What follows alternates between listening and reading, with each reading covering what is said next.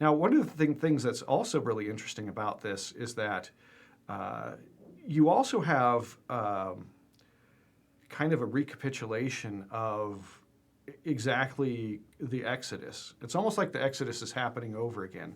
There's this interlude of 40 years and a whole generation, and it's almost like we get a do-over here. And in one of those ways is that you have, as soon as the Israelites will cross into the promised land, they have to take care of the Canaanites. And that's a really important thing that needs to be addressed. And they're going to start this conquest of this land first in Jericho and then in Ai. And what happens is that, in Jericho, God just says, do what you're told and I'll take care of this battle for you. In Ai, it's, okay, now you have to go out and you have to learn to fight on your own. And we saw exactly that with the Egyptians and the Amalekites. The Egyptians, God says, look, just hold your hands up, trust me, you're going to go through the Red Sea, and the Egyptians are going to follow you, I'm going to take care of them. And he did. And then with the Amalekites, no, you have to get out there and do some fighting now. Do you see any big patterns here being replicated that go all the way back to the garden?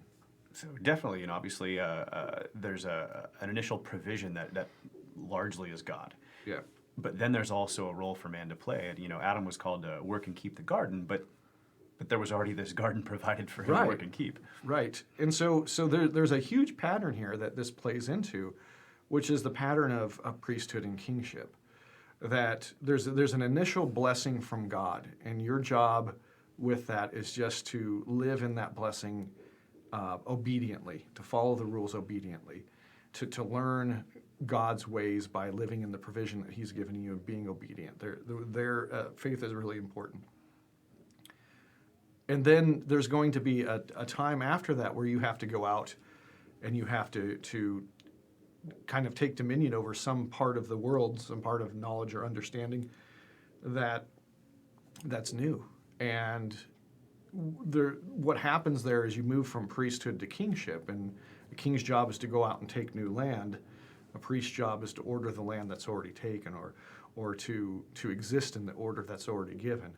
And these two things are incredibly important. And you have, you have two buildings that are of prime importance in Israel. You have the temple and you have the palace, the king's palace. And what do we take as Christians from, as a larger lesson from this pattern that we see here of priesthood and kingship?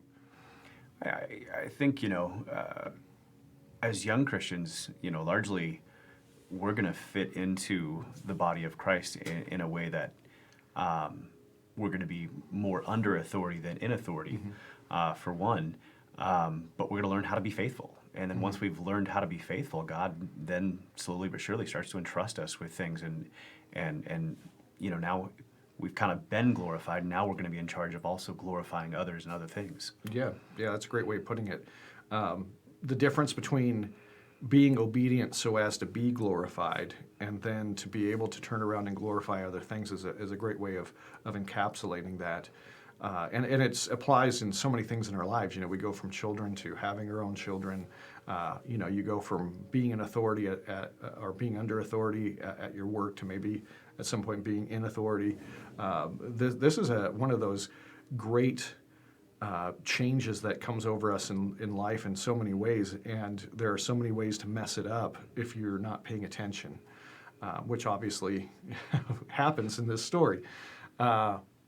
So one of the things that's also interesting is if you look at the book of Joshua here, you get this initial conquest followed by there's a real granular description of Jericho and Ai and these first kind of battles that happen. Then you get kind of a list of other conquests.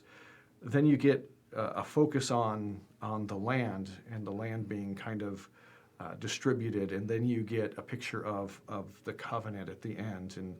And one of the things that's really interesting about that is it can't be lost, especially in light of all the other things that have happened from the book of Exodus, the giving of the law, Deuteronomy, all that kind of stuff. It can't be lost that living within the covenant is is necessary for staying in the land.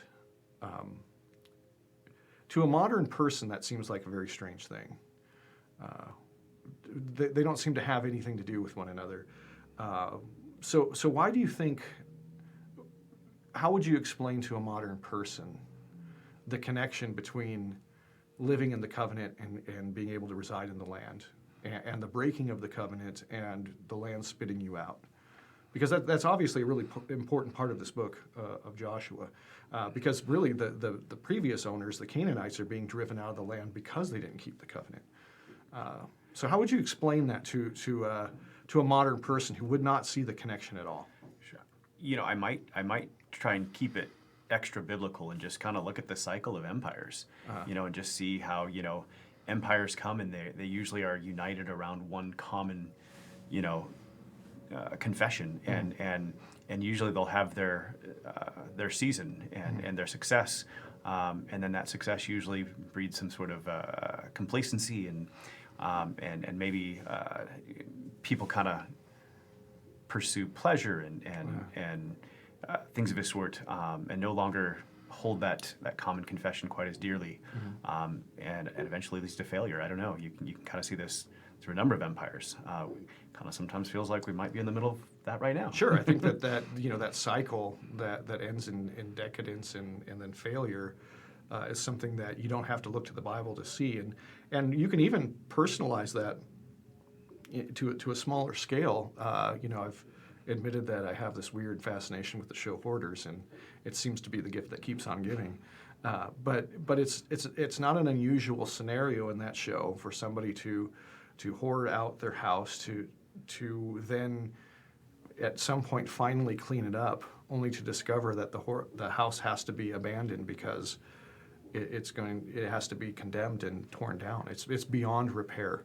That their lack of living up to what the Bible would say is the covenant has made the house has kind of spit them out, and that's one of the sad endings to the show that happens quite often, actually.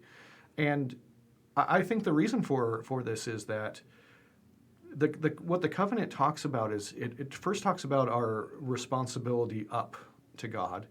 It then talks about our responsibilities out to one another, and then our responsibilities down to what is in our charge, and that extends all the way down to the land itself.